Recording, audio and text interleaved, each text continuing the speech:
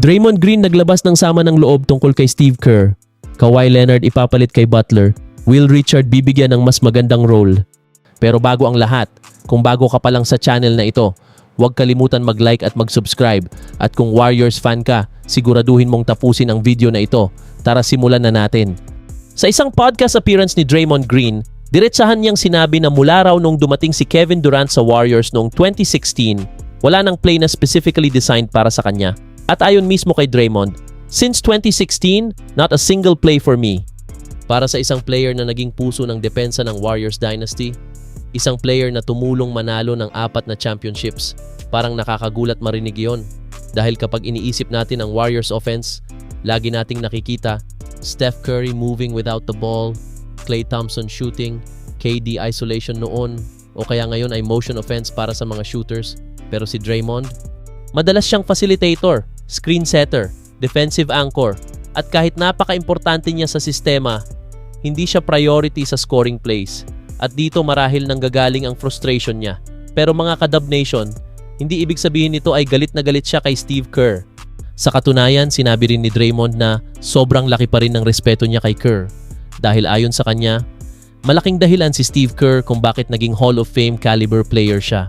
At totoo naman iyon, nung dumating si Kerr noong 2014, doon talaga sumabog ang Warriors Dynasty. Doon naging perfect ang sistema para kina Steph, Klay at Draymond. Doon nagsimula ang small ball revolution at si Draymond Green ang naging sentro ng lahat. Pero ngayon, habang tumatanda ang core ng Warriors, unti-unti ring lumalabas ang mga dating hindi napapansin. Mga Kadab Nation, ito ang dapat nating maintindihan.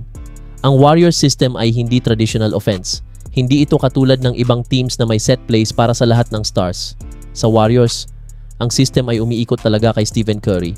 At dahil sobrang dominant ni Steph offensively, maraming players ang kailangang magsakripisyo. Isa na roon si Draymond Green. Kahit minsan kaya niyang mag-score, mas ginamit siya bilang playmaker, defender, leader, at emotional engine ng team.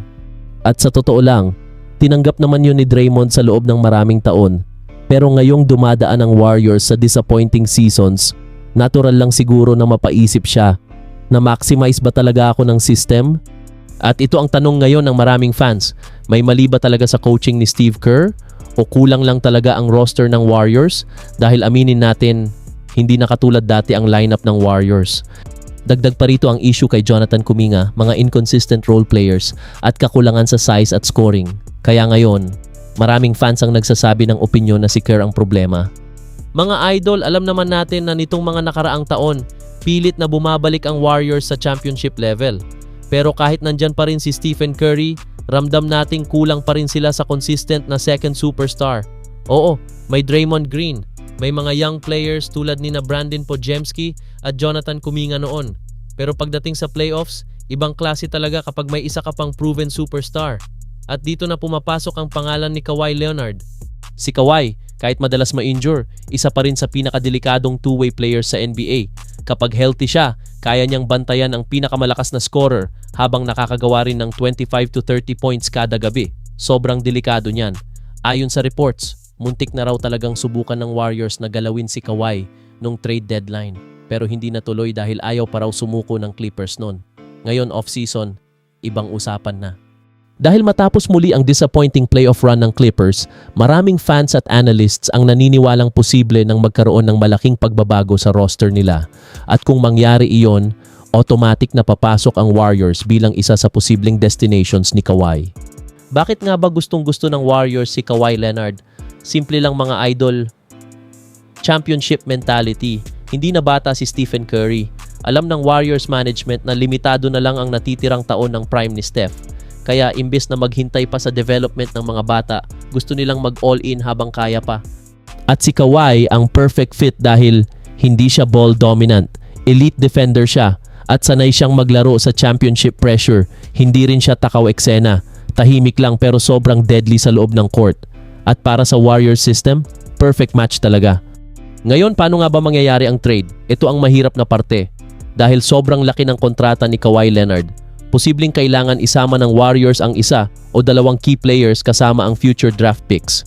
May ilang rumors pa nga na maaaring masama si Jimmy Butler sa malaking 3-team trade scenario. Pero syempre, malaking risk ito dahil kapag hindi naging healthy si Kawhi, pwedeng masira ang buong plano ng Warriors. At alam naman natin mga idol, ilang beses nang naging problema ni Kawhi ang injuries sa tuhod at load management. At ayon sa ulat ng Blue Man Hoop, posibleng magkaroon ng malaking opportunity si Will Richard ngayong off-season lalo na dahil sa uncertainty sa roster ng Warriors. Para sa mga hindi pa gaanong nakakakilala sa kanya, si Richard ay isa sa mga pinaka-underrated na rookie ng Warriors ngayong season. Kahit 56th pick lang siya sa draft, nagpakita agad siya ng hustle, depensa at energy na gustong-gusto ni Coach Kerr. Sa rookie season niya, nakapag-average siya ng 6.4 points kada game habang nakakalaro ng halos 20 minutes kada laban. Hindi man superstar numbers pero para sa isang second round pick, malaking bagay na yon. At alam nyo mga Kadab Nation, ang pinakamahalagang bagay sa Warrior system ay hindi lang talento, kundi IQ, depensa at effort. At doon sobrang bagay si Will Richard. Pero bakit biglang sinasabing pwedeng bumalik at mas lumaki pa ang role niya? Simple lang, maraming uncertainty sa lineup ng Warriors. Una, injured sina Jimmy Butler at Moses Moody. Parehong may injury concerns papasok sa next season. Pangalawa, tumatanda na rin ang core ng Warriors.